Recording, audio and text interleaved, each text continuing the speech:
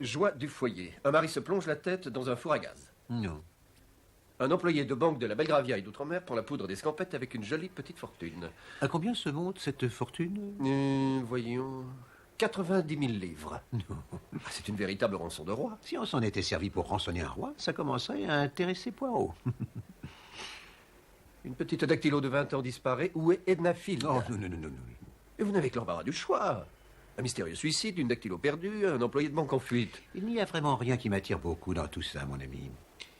J'ai des affaires personnelles de la plus haute importance qui m'attendent. Comme par exemple? Comme m'occuper de ma garde-robe, Hastings. Si je ne fais pas erreur, il y a sur mon nouveau costume gris une vilaine tache. Vous l'avez sûrement remarqué. Non. Ah bon? Ce n'est qu'une toute petite tache, vous voyez, mais cela suffit à m'indisposer. Et puis j'ai aussi ma redingote d'hiver qu'il faut absolument que je saupoudre de naphtaline. Et je crois que... Ah oui.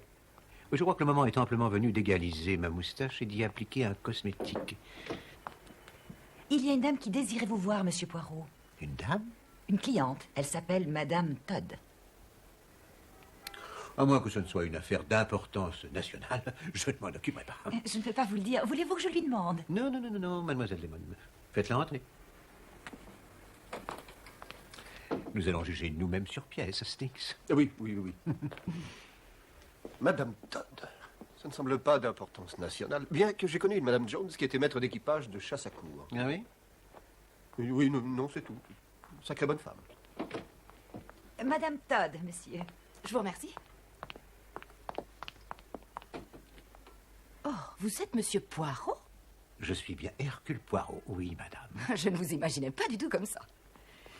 C'est vous qui avez payé les journaux pour qu'ils vendent vos talents de détective ou ils l'ont fait d'eux-mêmes?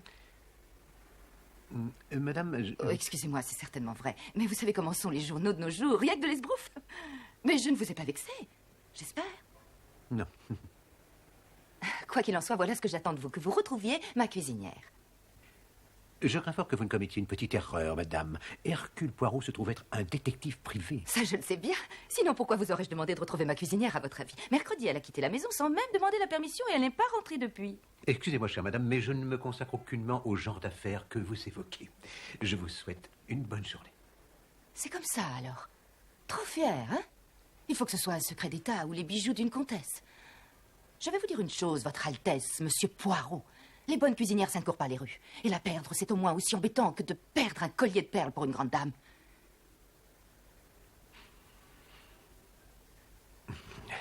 Madame, vous avez entièrement raison. C'est moi qui suis dans l'erreur. Vos réflexions sont intelligentes et justes. Cette affaire sera une grande première, Hastings. Nous n'avons jamais fait la chasse à la cuisinière fugueuse. Voilà véritablement une question d'importance nationale. En avant. Où est-ce que vous résidez, Madame Todd? 88 Prince Albert Road à Clapham.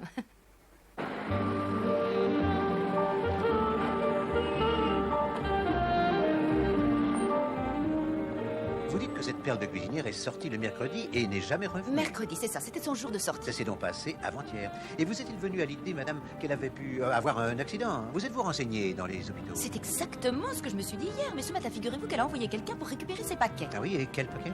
Ses paquets? Sa malle. Ses valises. Ah, je vois. J'aimerais que vous me la décriviez un peu, madame. Oh, une femme tout à fait respectable. 10 ans dans sa dernière place, mince, la cinquantaine, les cheveux gris. Oui, et qui s'appelle? Dunn, Eliza Dunn. Ah, nous voici à Clapham. Nous longeons le parc. Oui, c'est charmant. Avez-vous vu un différend, fait une dispute avec elle mercredi matin? Non, c'est d'ailleurs pour ça que c'est bizarre. Et combien de domestiques avez-vous, madame? Deux. Miss Dunn et la petite bonne à tout faire, Annie. Ah. Nous y voilà. C'est le 88. C'est bon, chauffeur?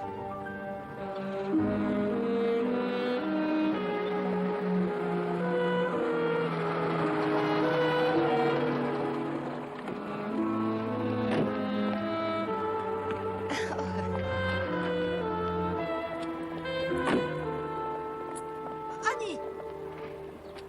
Hastings, mon ami, promettez-moi une chose. Laquelle, Poirot? Jamais, au grand jamais, l'inspecteur Japp ne doit apprendre que je mène ce genre d'enquête. Motus et bouche cousue.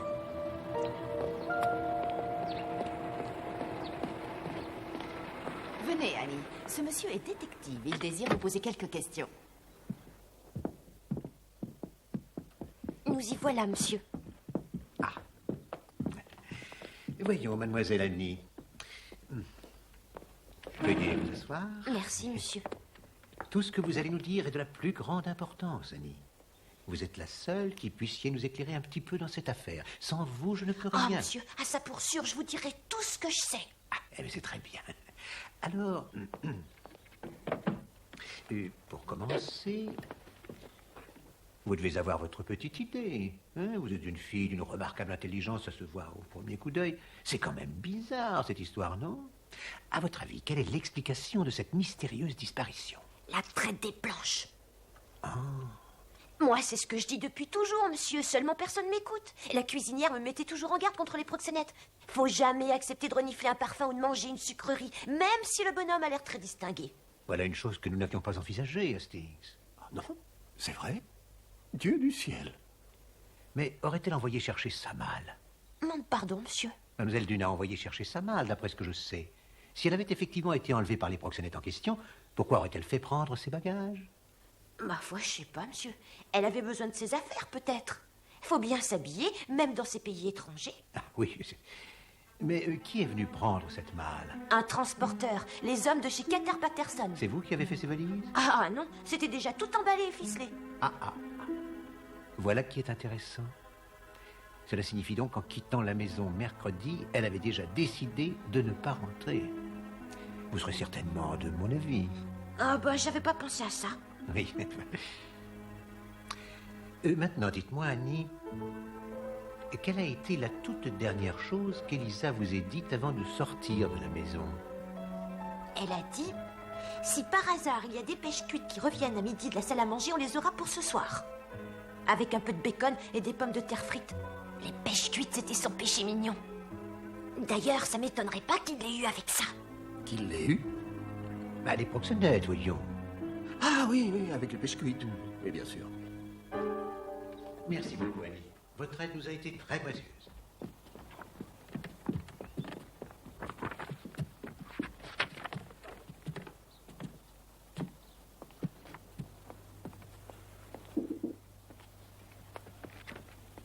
Oh, a-t-elle fait une remarque sur moi? Oh, pas la moindre. Uniquement des choses de la plus grande gentillesse. Mais pour une femme de votre intelligence, madame, il est sûrement très assommant d'avoir à supporter avec une telle patience les méthodes détournées que nous, pauvres détectives laborieux, avons à employer. Je vois, oui. Bien que je ne trouve pas qu'il y ait tant de différence que ça entre vous et moi, monsieur Poirot. Figurez-vous que j'étais très bonne en culture générale à l'école. Oh, certes. D'ailleurs, votre mari aussi est un intellectuel, certainement. C'est exact. Il est extrêmement doué pour les chiffres. C'est un homme d'affaires avisé. La compagnie de prévoyance, c'est dans la City. Mais que font les autres occupants de la maison, madame? Vous voulez parler de Monsieur Simpson, notre locataire, sans Oui, doute? et quelle est sa profession, madame? Dans les affaires également, à la banque de Belgravia et d'Outre-mer. C'est un homme jeune. Il doit avoir dans les 28 ans. Un très gentil garçon. Ils rentrent tous les deux sur le coup de 6 heures, si vous voulez les voir. C'est une excellente suggestion, madame. Mon collègue et moi allons faire un petit tour dans votre célèbre parc. Bon, une petite heure.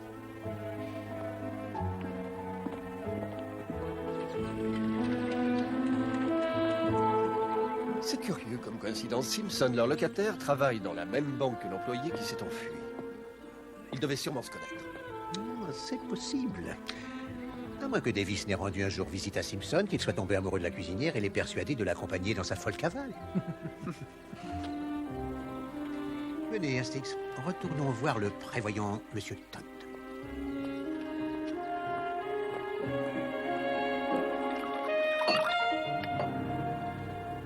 J'ai déjà entendu parler de vous, Monsieur Poirot. Oui, c'est très possible, Monsieur Todd. Ah oui. Je m'intéresse au crime, voyez-vous. Ah oui. Alors, vous avez peut-être une théorie sur la disparition de votre cuisinière? Une théorie? Non, mais ça n'a rien d'un crime, d'ailleurs. C'était une excellente cuisinière et très économe. Je suis pointilleux sur l'économie. Admirable. Et maintenant, nous aimerions échanger quelques mots avec votre hôte, Monsieur Simpson. Enfin, si vous le permettez. C'est encore un étage au-dessus. Merci. Juste en arrivant au palier suivant.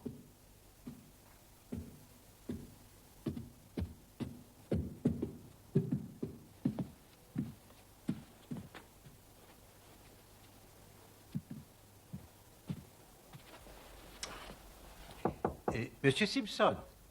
Une seconde.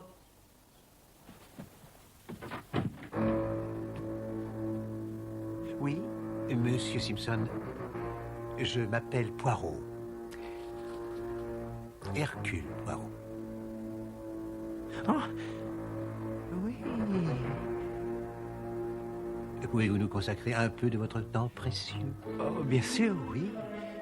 Entrez, je vous en prie. Merci beaucoup.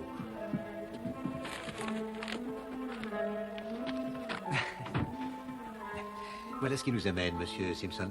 Madame Todd m'a engagé pour retrouver Eliza Dunn, la cuisinière. Oh, où est-elle? Mais c'est justement ce que nous ignorons, monsieur. Vous la connaissiez, bien entendu. Oh, je l'ai probablement croisée dans la maison. Voilà, il semblerait que depuis mercredi, on n'ait plus de nouvelles de mademoiselle Dunn. Est-ce que vous l'avez vue ce jour-là? Non, je ne crois pas. Non? Je ne sais pas trop. Et ce mercredi, vous étiez à votre travail, comme d'habitude? Oui. Eh bien, merci encore, Monsieur Simpson.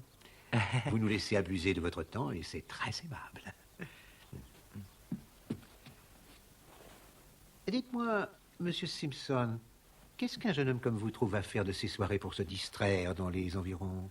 Oh, vous savez, les choses habituelles. Mais des spectacles de théâtre amateur, des soirées musicales, enfin, ce genre de choses? Certainement, oui. Vous ne vous y intéressez pas? Eh bien, non. Merci.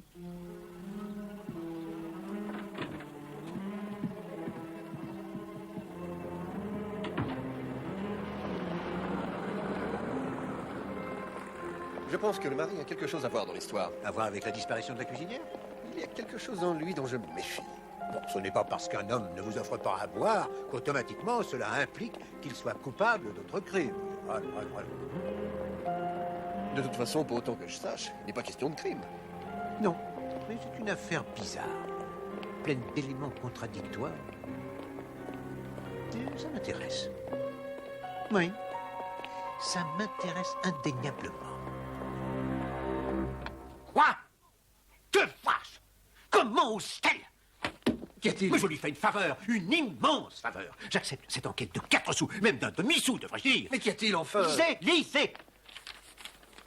Monsieur Todd regrette, mais en fin de compte, sa femme a décidé de se passer des services de Monsieur Poirot. Ah oui. Après en avoir parlé avec moi, elle reconnaît qu'il serait ridicule de faire appel à un détective pour une affaire de domesticité. Ouais. Veuillez trouver 6 juin une guinée à titre de dédommagement. C'est inimaginable.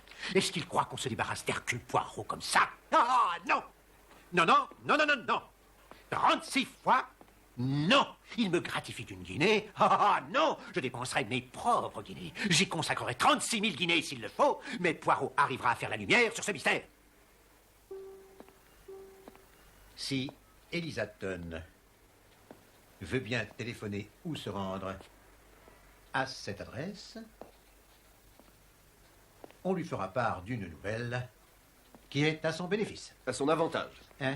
Oui. Oui, avantage. Bon, vous avez tout noté, mademoiselle? Oui, monsieur Poirot. Mettez ça dans tous les journaux auxquels vous pensez. Elle n'est pas du genre à lire le Times, à mon avis. Ma chère mademoiselle, il est possible qu'elle ne le lise pas, mais il est possible que son nouvel employeur le lise. Alors courez, mademoiselle, vite et vite. Et vous, Hastings, ne vous sauvez donc pas avec autant de célérité. J'ai aussi du travail pour vous. Oh, ça tombe mal, justement. Je pensais aller faire un saut aux courses cet Ah non, après-midi. non, non, non, vous ne ferez aucun saut. mon Il y a ami. un cheval qui court sur lequel un de mes amis possède des parts. Mais quand il sera propriétaire du tout, nous y ferons peut-être un saut. Mais pour l'instant, il est temps de travailler. Je veux que vous téléphoniez à toutes les agences de placement de domestiques que vous pourrez trouver et que vous vérifiez si elles ont proposé à Mademoiselle Dunn une nouvelle place. Quant à moi, je vais faire un petit saut jusqu'à la City. Et M. Simpson est venu travailler comme d'habitude mercredi? Oh oui, M. Simpson est d'une extrême assiduité. Bien qu'à la vérité, il ait dû s'absenter jeudi à cause d'un rhume. Votre aide m'a été précieuse, Monsieur Cameron. Merci. Ravi de vous avoir été utile.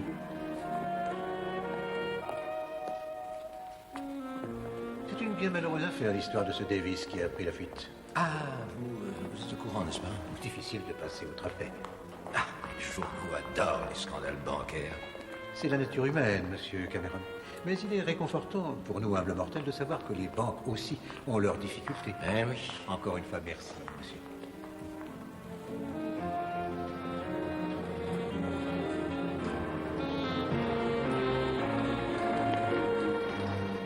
Inspecteur Chubb, pourrais-je vous poser quelques questions? Et Davis et vous êtes bons amis, semble-t-il, Monsieur Simpson. C'est exact. Je n'arrive pas à le croire coupable. D'après moi, ce ne peut être qu'une erreur. Si je vous disais, monsieur, le nombre de fois que j'ai entendu cette phrase. Si vous deviez risquer une hypothèse, Monsieur Simpson, sur l'endroit que Davis aurait pu choisir pour aller se cacher, quelle serait-elle? Oh, ça, je ne sais pas. Il aimait beaucoup Brighton. Oui, je pensais à un endroit plus exotique, en réalité. Par exemple, à l'étranger. Ah, je ne crois pas qu'il ait jamais passé les frontières. Vous êtes venu travailler mercredi, comme d'habitude, Monsieur Simpson? C'est de jeudi que vous voulez parler, sans doute. Et j'étais justement absent jeudi dernier. Non, non, Monsieur Simpson. Bien qu'on se soit aperçu de la disparition des bons porteurs le jeudi, nous pensons qu'ils ont quitté la banque le mercredi. J'étais ici toute la journée de mercredi.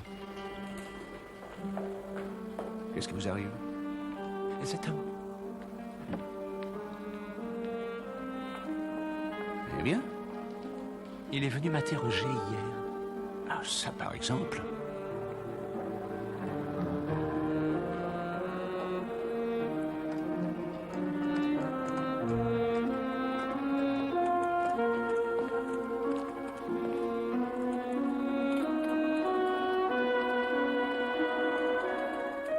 Ah, mais c'est ce cher inspecteur Chubb. On court après la récompense? Oh non, non, non, non, non, non, non. Non, on m'a engagé pour une affaire très différente. Ah bon, et quelle est cette affaire si différente? Vous comprendrez que vis-à-vis d'un client, la confidentialité est une règle absolue.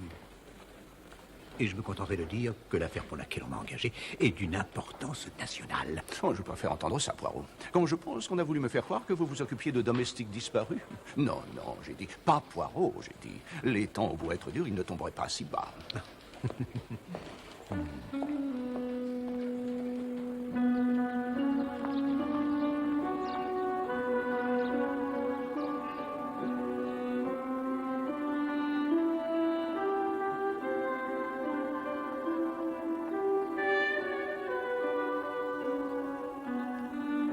Pas de nouvelles d'Elisa Dunn, mademoiselle Lemon? Non, non, monsieur Poirot.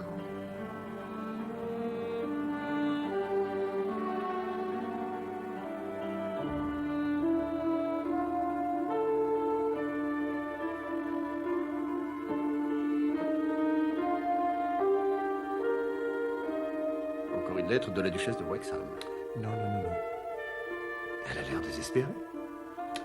Non.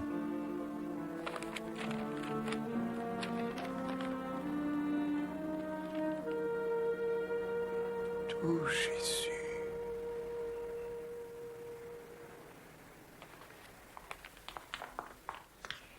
Monsieur Poirot, Monsieur Poirot. Oui, mademoiselle Lemon, qu'y a-t-il? Il y a une lettre d'Elisa Dunn. Ah, voilà. Qu'est-ce que je vous avais dit, Hastings? Dire que vous essayez de faire perdre son temps à Poirot avec des duchesses. Mais enfin, je croyais... Apprenez à prendre votre mal en patience. Bon, lisez ça, mademoiselle. Cher monsieur ou madame, en réponse à l'annonce que vous avez passée, il y a sûrement une erreur vu que j'ai déjà mon héritage. Elisabeth Dunn, mes sentiments les meilleurs. PS, merci quand même pour le dérangement. Mais qu'est-ce qu'elle veut dire par héritage? Il faut que nous parlions à cette femme. Elle habite Fell Cottage dans le Keswick. Keswick? Il s'agit du Keswick, monsieur Poirot, dans le Lake District. Ah, il y a des trains qui vont là-bas? Oh oui. Ah, ben, très bien. Allez, venez, Hastings. Nous avons un train à prendre. Mais...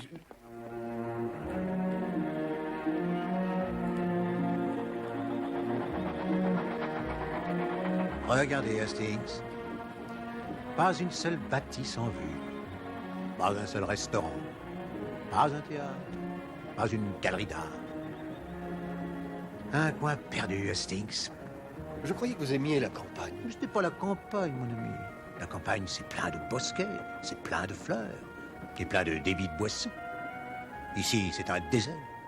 De toute façon, je ne vois pas pourquoi on est venu jusqu'ici. Vous avez retrouvé la cuisinière. Mais la cuisinière n'est que le début de toute l'histoire, Hastings.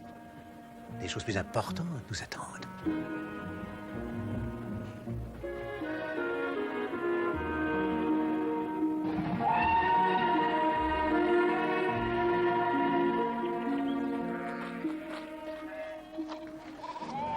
Ah, regardez ça, Paul. Regardez ces paysages. Mais oui, les paysages sont très jolis. Mais on devrait en faire des peintures que l'on pourrait contempler chez soi, confortablement installé dans son fauteuil. C'est pour ça qu'on paie les artistes, pour qu'ils aillent s'exposer à ce genre de désagréments à notre place. Comment ça, des désagréments? C'est une magnifique journée. Remplissez-vous les poumons de cet air. Non, mon pauvre ami. Cet air-là, c'est un air qui est fait pour les oiseaux et les petites bêtes à fourrure. Les bronches de Hercule Poirot demandent quelque chose de plus consistant. C'est le bon air des villes qu'il leur faut. Fell Cottage, je suppose.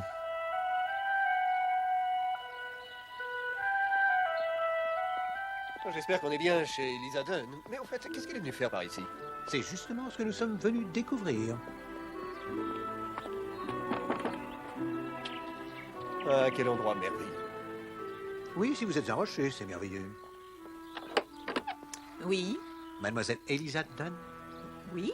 anciennement au service de Madame Ernestine Todd au 88 Prince Albert Road, Clapham. C'est bien ça. Je suis Hercule Poirot, mademoiselle. Vous avez été assez aimable pour répondre à mon annonce dans les journaux. Ah oui. Voilà. Comme je vous l'ai dit dans ma lettre, monsieur, j'ai déjà touché mon héritage. Mademoiselle, nous permettez-vous d'entrer chez vous un instant? Je suis certain que votre patronne n'y verra aucun inconvénient. Ah, ça non, elle ne trouvera pas à redire. Entrez, monsieur. Merci. Entrez, entrez.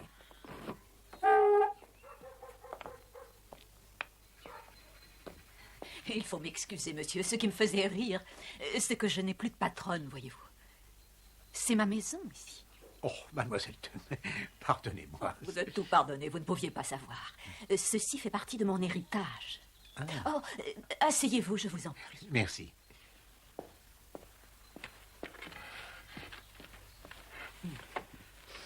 Alors, mademoiselle, vous venez d'évoquer un héritage que vous avez fait, mais le capitaine Hastings et moi-même ne sommes au courant de rien. C'était pourquoi alors l'annonce? Votre ancienne patronne, Madame Todd, était très inquiète à votre sujet. Elle a eu peur qu'un accident vous soit arrivé. Mais elle n'a pas reçu ma lettre?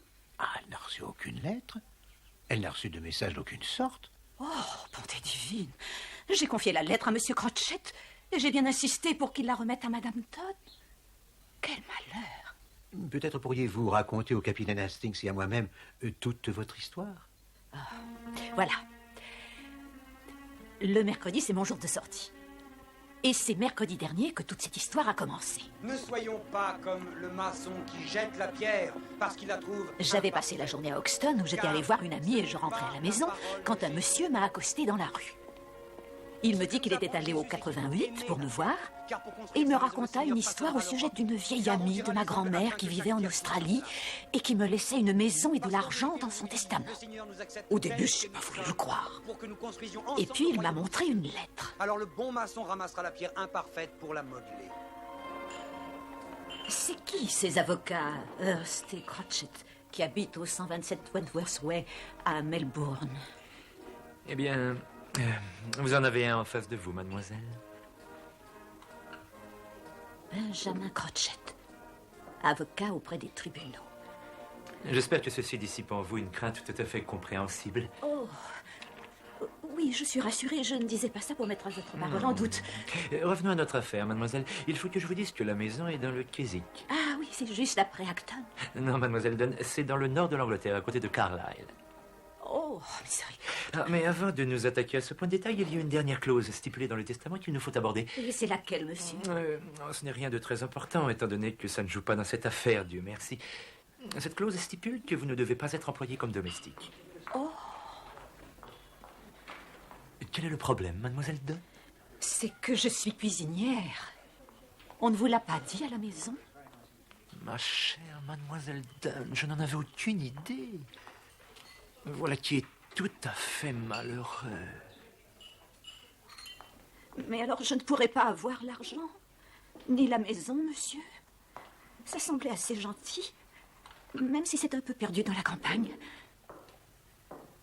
Je pense que j'ai la solution. Nous autres avocats, nous avons toujours un truc ou deux en réserve. Le moyen de remédier à cette situation serait que vous ayez quitté votre emploi avant que nous nous soyons rencontrés. Mais nous nous sommes rencontrés, je n'ai pas quitté mon travail. Vous ne l'avez pas quitté? Non. Vous ne l'avez pas quitté, mademoiselle Dunn? Mais non. Oh, je vois, oui. Oui. Vous êtes parti de chez votre employeur ce matin avant que nous nous rencontrions, n'est-ce pas? Eh oui. Ça me revient maintenant. C'est vrai, je suis partie. Voilà. Alors, il est impératif que vous ayez pris possession de cette maison demain avant midi. Si vous voulez arriver à temps, il faut que vous sautiez dans le train de nuit qui part de King Cross. Venez, mademoiselle, je vais vous avancer 10 livres pour votre billet de train. Vous pourrez écrire une lettre à votre patron à la gare et je la lui remettrai en main propre de votre part. Et je lui expliquerai tout, bien sûr. Et dites-moi, vous avez tout trouvé comme Monsieur Crotchet, vous l'avez dit? Oui, monsieur, et mieux encore. Oui, qu'avez-vous fait pour vos bagages, vos affaires qui étaient restées au 88 Prince Albert Road? Oh, monsieur Crotchet me les a fait envoyer comme il l'avait dit, mais elles étaient toutes enveloppées dans du papier marron. Je ne sais pas, sans doute que Madame Todd était furieuse contre moi. Elle devait pas être contente de me voir autant de chance. Elle n'a pas dû lui laisser prendre ma malle. Et Annie a dit que la malle était... Tout à l'heure, mon ami. Tout à l'heure. Mais vous avez dit qu'elle n'a jamais eu ma lettre. Si je lui en voulais, ce serait vraiment déplacé. Eh oui. Merci beaucoup. Mademoiselle, comme on dit, il y a eu un petit embrouillamini avec votre malle que je vais éclaircir avec Madame Todd, si vous me le permettez. Oh, c'est très gentil. Merci beaucoup, monsieur. Bon, vous venez, Hastings? Il faut que nous regagnions Londres le plus rapidement possible. N'avez-vous donc aucun moyen de joindre l'inspecteur Japp? Mais vous n'avez qu'à téléphoner chez lui, bon sang! Mais oui, c'est de la plus grande urgence. Mais dites-vous bien que ce n'est pas Davis qu'il doit chercher. Non, celui qu'il faut chercher, c'est Simpson. Oui, d'accord. Pas Davis, Simpson.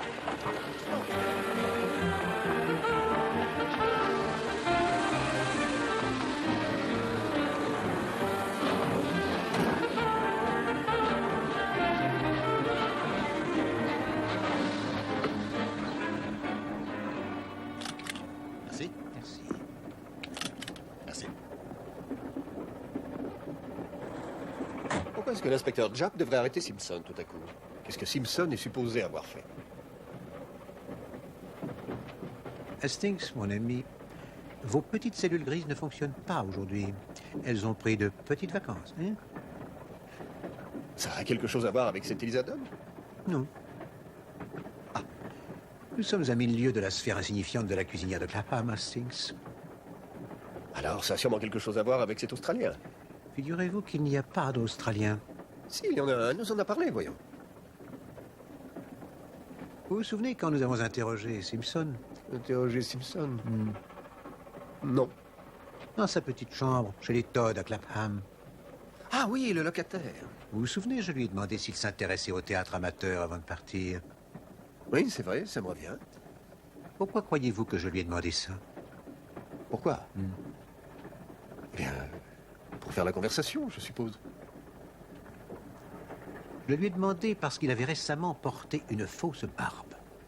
Il lui restait une légère trace de gomme arabique dans ses... Comment on dit déjà? Sirop flaquette? Non, ses pattes. C'est ça, voilà. Vous comprenez? Ah, bien sûr, oui. Bien.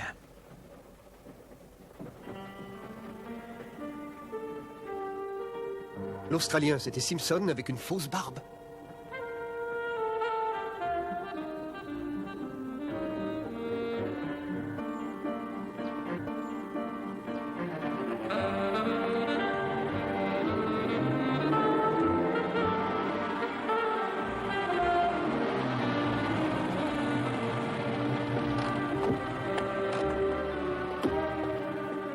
Ce soir, enfin, si vous voulez. Hé!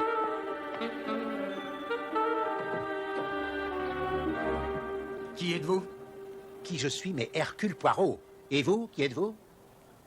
Sergent, il y a un certain Hercule à la porte. Non, non, non, non, je ne suis pas un certain Hercule. Je suis le détective Hercule Poirot. Mais qui voilà si ce n'est Monsieur Poirot? Oui, c'est bien lui. Est-ce que la maîtresse de maison est là? L'inspecteur Japp est là. Monsieur Poirot! Ah, Madame Todd. Comment pouvez-vous encore avoir l'impudence de montrer votre figure ici? Comment ça, Vous Madame avez été Todd? dédommagé, Monsieur Poirot, et même grassement dédommagé. Mais je vous Et remercie, regardez-moi mais ça, toute la maison grouille de policiers dans tous les coins. Non, je Vous voulais ne faites pas un triomphe à Clapham ce matin, Poirot. Vous nous faites courir après des ombres. Sauf plus ample informé, ce fameux monsieur Simpson que vous accusez semble être un jeune employé de banque parfaitement honnête. Il passe quelques jours chez ses parents. La police du Shropshire est en train de vérifier qu'il se trouve bien là-bas. Non, je voulais simplement vous demander... Non. Mais peut-être vous intéressera-t-il de savoir... Je ne veux rien savoir. Je vous salue, Monsieur Poirot. Oh, mais... Poirot.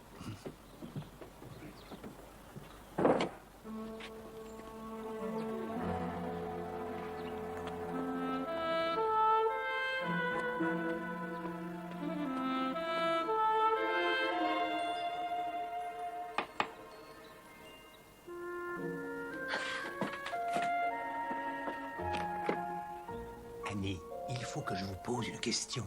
Est-ce que vous pouvez m'aider? Je vais essayer, monsieur. Vendredi dernier, le transporteur, il est passé prendre les affaires d'Elisa, n'est-ce pas? Ça mal, c'est ça. Étiez-vous ici quand ils sont venus? Oh oui, monsieur. Il a fallu que je monte avec eux à la chambre d'Elisa pour la leur montrer. Bien. C'était lourd, vous pouvez pas savoir. Ils ont été obligés de se mettre à trois pour la descendre dans l'escalier.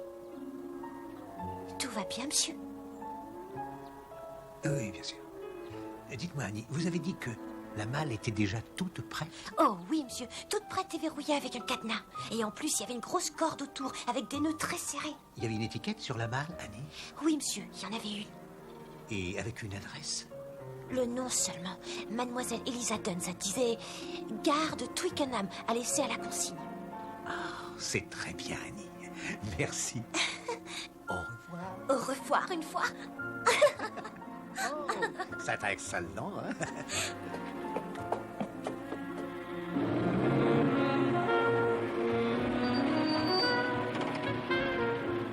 Mais pourquoi Crotchet aurait monté un canular si compliqué? Ah, voilà une excellente question, Hastings. Elisa Dunn est entrée en possession de sa maison. Je ne serais pas surpris si elle découvrait qu'elle n'a été louée que pour 6 mois. Alors que voulait Crotchet? Crotchet? Oui, ou Simpson se faisant passer pour Crotchet. Il voulait quelque chose qu'Elisa Dunn avait, bien sûr. Elle voulait l'héritage de l'Australien. Il voulait une vieille malle toute cabossée. Sa malle? Sans rien dedans? Mais il pouvait en acheter une neuve. Ah, il ne voulait pas une malle neuve, mon ami. Il en voulait une qui est un pédigré. Une malle qui inspire la respectabilité. Enfin, écoutez, Poirot, pourquoi Simpson aurait-il voulu une vieille malle? Mais pour y mettre le corps, parti.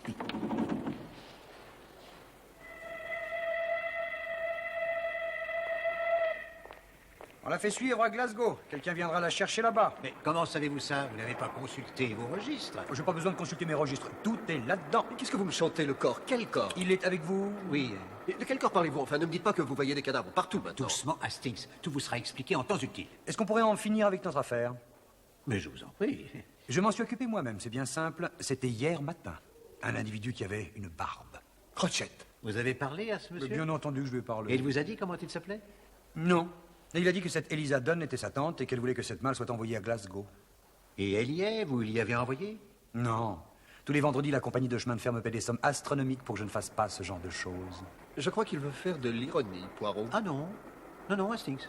C'est un brave garçon. Et son travail comporte de grandes responsabilités. Je vous remercie, monsieur. Je peux quand même vous dire une petite chose.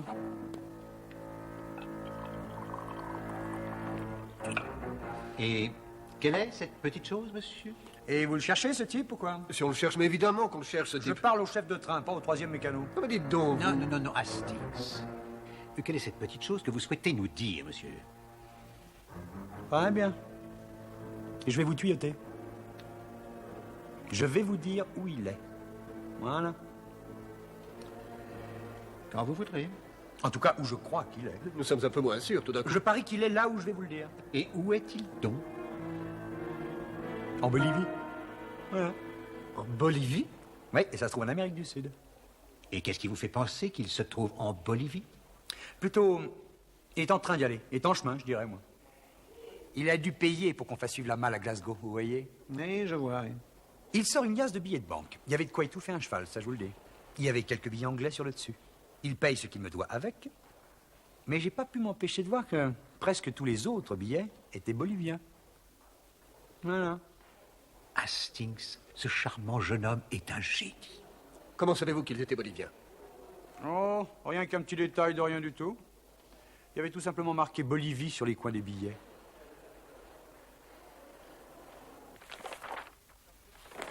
Nous y sommes. Départ prévu cette semaine. Ah. Rien pour la Bolivie aujourd'hui. La Bolivie n'a aucun accès par la mer, Hastings. Ah, ça doit être pour ça, alors. On prend le bateau jusqu'à Buenos Aires et après on prend le train. Regardez quel nom superbe il donne au navire. Le Reine du Paradis en route pour Caracas. Merci, mademoiselle. Restons-en à Buenos Aires si vous voulez bien. Ah, voilà. Le vapeur Neuvonia au départ de Southampton à 1h30. Il n'y a qu'à y aller. Est-ce que nous cherchons Simpson ou la malle? Simpson, bien sûr. La malle est à Glasgow. Mais d'abord, Scotland Yard.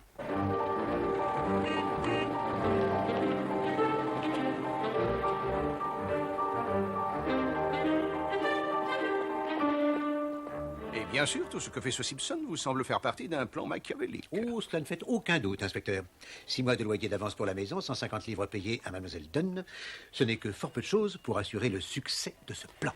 Et ce fameux plan consiste, hein, nous en avons beaucoup entendu parler, monsieur Poirot, et c'est sûrement passionnant à vous entendre. Nous perdons un temps précieux, inspecteur.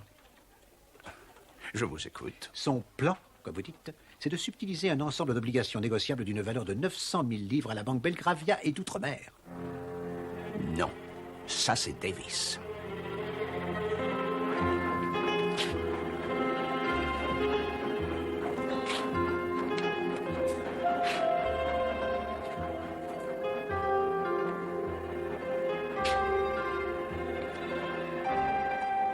J'ai trouvé, sergent. Oui, inspecteur Japp à l'appareil. Oui, sergent. D'accord. Oui. C'est Glasgow. Ils ont retrouvé la malle. Et comment ça, et? Est-ce qu'ils l'ont ouverte? Sergent Hendry, avez-vous ouvert la malle? Ah oui, oui, je vois, oui. Et apparemment, il leur faut un mandat. Bon Dieu, mais dans cette malle, il y a un cadavre. Un cadavre. Écoutez, sergent, il semble y avoir une possibilité que cette malle contienne un cadavre. Oui, oui, le cadavre d'un mort. Oui, faites-le. D'accord, merci. Il dit que ça peut compenser l'absence de mandat. Il va me rappeler. Bon, alors, quel cadavre? Le cadavre de qui? Celui de Davis, bien sûr. Bon, enfin, ça ne tient pas debout, voyons. C'est Davis qui a volé ses valeurs à la banque, et c'est Davis, le lendemain, qui a disparu. Précisément. Vous croyez ce que Simpson a voulu vous faire croire? Réfléchissez, inspecteur. Mercredi, Simpson, qui s'est déguisé, éloigne la cuisinière par un subterfuge. Il a déjà à ce moment-là pris les valeurs dans le coffre de la banque, mais il sait que le vol ne sera pas découvert avant jeudi dans l'après-midi. Il ne se rend pas à la banque ce jeudi-là, En revanche, il attend Davis quand celui-ci sort pour déjeuner. Et il lui demande de l'accompagner à Clapham. Madame Todd est allée faire ses courses. Et c'est le jour de sortie de la bonne.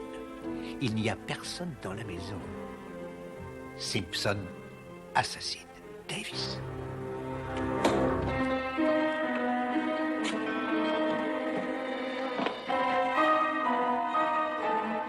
La principale difficulté pour un meurtrier, c'est de se débarrasser du corps. Et voilà pourquoi Simpson avait besoin de la malle d'Eliza Dunn.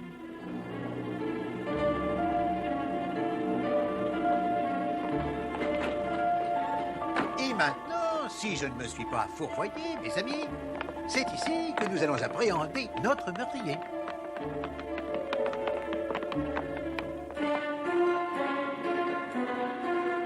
Est-ce que j'aurais fait une erreur, inspecteur?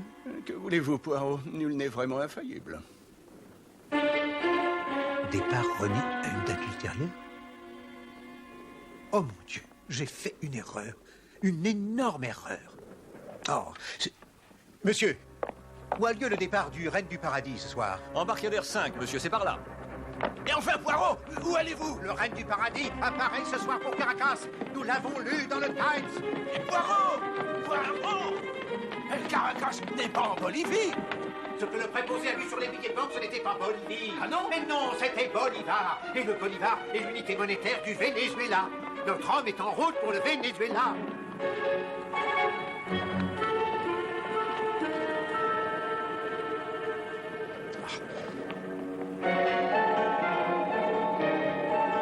Simpson!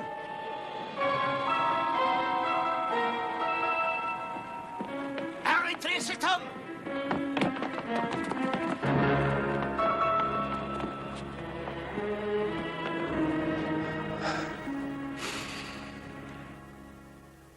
Non, non, non, non, non, non, mademoiselle Lemon. Plus à gauche, c'est au moins 1 centimètre plus à gauche et plus haut. C'est très bien.